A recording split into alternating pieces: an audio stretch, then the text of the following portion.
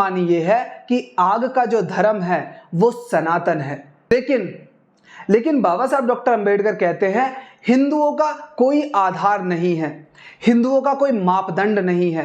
दोस्तों जय भीम, नमस्कार। मैं संदीप बौद्ध। समझते हैं सनातन धर्म आखिर है क्या। इस देश में एक चर्चा छिड़ गई है, एक विषय पर रोजाना डिबेट होती है। इस देश के जो जातिवादी लोग हैं, इस देश के जो मनुवादी लोग हैं, ब्राह्मणवादी लोग हैं, जातिवादी लोग हैं, अभी उन्होंने देखा कि जिस तरीके से हिंदू धर्म पर लोग सवाल करने लगे हैं, तो उन्होंने हिंदू धर्म शब्द को कम प्रयोग करके इस देश में सनातन शब्द का प्रयोग ऐसे बढ़ा दिया है मानो उन्होंने हिंदू धर्म का त्याग कर दिया हो, मानो वो हिंदू धर्म को न चाहते हों, मानो वो हिंदू कहलाना न चाहते हों।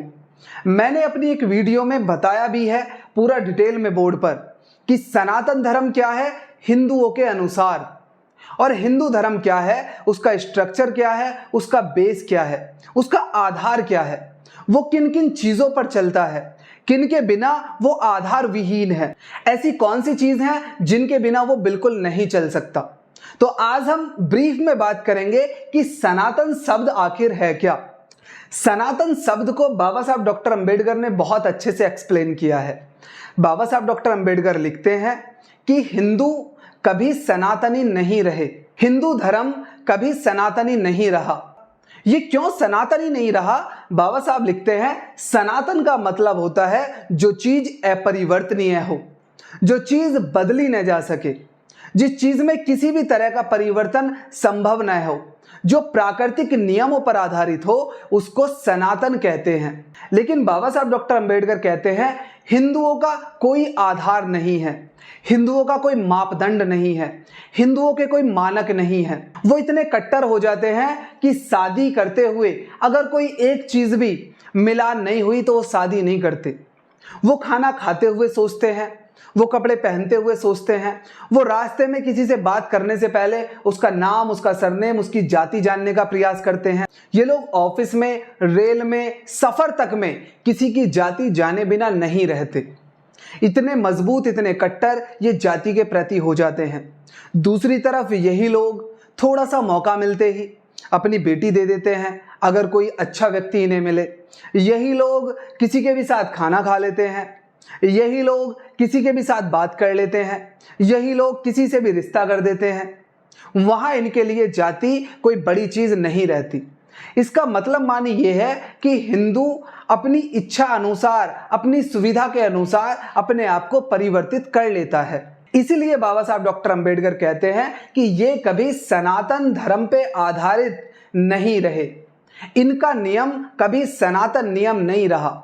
हाँ, इन्होंने बस शब्द पकड़ लिया है, लेकिन सही मायने में सनातन का मतलब क्या होता है ये हम जानने का प्रयास करेंगे। दोस्तों, बुद्ध ने सनातन शब्द का प्रयोग किया, एस धम्मो सनातनो, यानी कि धम्म ही सनातन है। आखिर क्यों कहते हैं बुद्ध सनातन? दोस्तों, धर्म सही मायने में क्या होता है उसको समझना इसके लिए बहुत जरूरी है। धर्म संप्रदाय नहीं होते। ये हिंदू, मुस्लिम, सिख, ईसाई, ये सारे के सारे संप्रदाय हैं, धर्म नहीं है। धर्म वो होता है जो अपरिवर्तनीय हो, जिसे हम सनातन सही मायने में कह सकते हो। तन होता क्या है? जैसे आग है, आग की जो प्रवृत्ति है या जो उसका धर्म है, इसे प्रवृत्ति भी हम कहते हैं या धर्म है, वो जलाना है, वो ताप है। वो दुनिया में कहीं भी चले जाओ ताप ही देगी।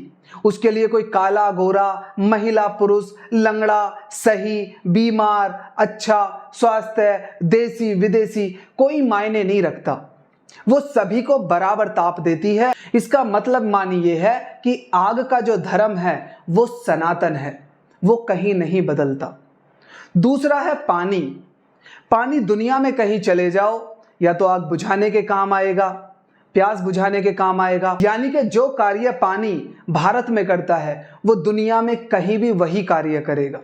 और हर व्यक्ति के लिए बिना किसी की जाति, धर्म, लिंग, क्षेत्र, रंग कुछ भी देखे बिना सबके लिए समान उसका व्यवहार होगा, समान उसका रिजल्ट होगा।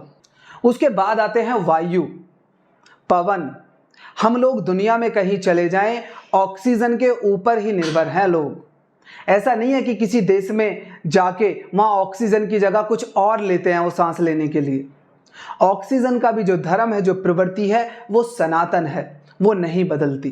बुद्ध ने इसे समझा और बुद्ध ने समझाया कि मानव के ऊपर भी एक सनातन नियम हमेशा कार्य करता है। वो कौन सा है कि दुनिया में किसी भी जगह, किसी भी धर्म, किसी भी जाति, किसी भी क्षेत्र, किसी भी कलर, किसी भी लिंग के व्यक्ति के पास चले जाओ, उसके भीतर कायिक, वाचिक, मानसिक विकार होते हैं। वो ईर्ष्या करता है, वो जलता है दूसरों से, उसके अंदर क्रोध होता है, उसके अंदर वैमनस्य होता है, उसके अंदर काम होता है, उसके अंदर वासना होती है। इसका मतलब मानिए है, दुनिया में जितने भी पुरुष हैं, महिलाएं हैं या अन्य जेंडर हैं या जीव हैं, जिनके अंदर मन होता है, जो शरीर और मन रखते हैं, उन सभी में ये कायिक, वाचिक, मानसिक विकार होते हैं। और इन्हें खत्म करने का एक सनातन नियम है जो बुद्ध ने बताया, मेडिटेशन, ध्यान। कोई भी दुनिया का व्यक्ति ध्यान करेगा, मेडिटेशन करेगा, तो उसके विकार अपने आप ही नष्ट होते चले जाएंगे। अगर कोई भी दुनिया का व्यक्ति बुद्ध के पंचशीलों का पालन करेगा तो उसका जीवन बदल जाएगा। अगर कोई भी व्यक्ति बुद्ध के आर्य अष्टांगिक मार्ग को भली भांति से फॉलो करेगा तो उसका जीवन बदल जाएगा।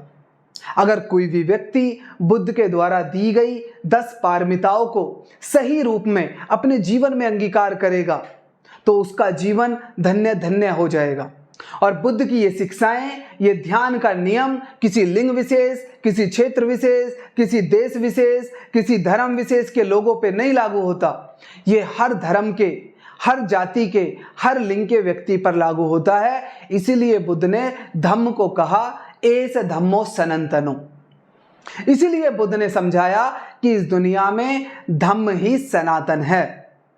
इसलिए बुद्ध ने बताया कि धम्म के नियम ही सनातन नियम है, क्योंकि वो प्राकृतिक नियमों पर आधारित हैं। वो ऐसे नहीं है कि एक ब्राह्मण कहता है कि प्याज शैतान की पोटी से पैदा हुई है, एक कहता है कि ये जमीन में पैदा हुई है, एक कहता है कि ये गंदगी से पैदा हुई है, एक कहता है खा सकते हो, एक कहता है नहीं खा सकते। एक ब्राह्मण खूब मांस खाता है, दूसरा कहता है हम शाकाहारी हैं। एक हिंदू इंटरकास्ट मैरिज करता है, एक इतना कट्टर है, एक दूसरे के नाम से ही घबरा जाता है।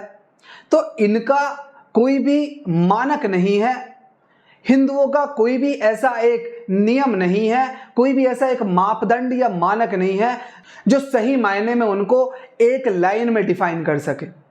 कोई मानक नहीं है। आप किसी को भगवान मानो मत मानो, आप भगवान को मानो मत मानो, आप मांस खाओ मत खाओ, आप कैसे भी कपड़े पहनो, आप कोई भी कार्य करो, आप मंदिर जाओ मत जाओ, आप कोई व्रत रखो मत रखो, कोई भी ऐसा मानक मापदंड नहीं है जो इनको सही रूप में बता सके कि सनातन क्या होता है। इन्होंने अच्छे अच्छे शब्द खोज लिए बस, लेकिन बुद्ध ने कहा कि दुनिया में मानक होना, मापदंड होना मनुष्य के लिए बहुत जरूरी है। और बुद्ध के जो मानक हैं, जो मापदंड हैं, वो सनातन नियम पर आधारित है। तो दोस्तों, आशा करता हूं इस छोटी सी वीडियो में आप समझ पाए होंगे कि सनातन नियम क्या होता है, सनातन धर्म क्या होता है,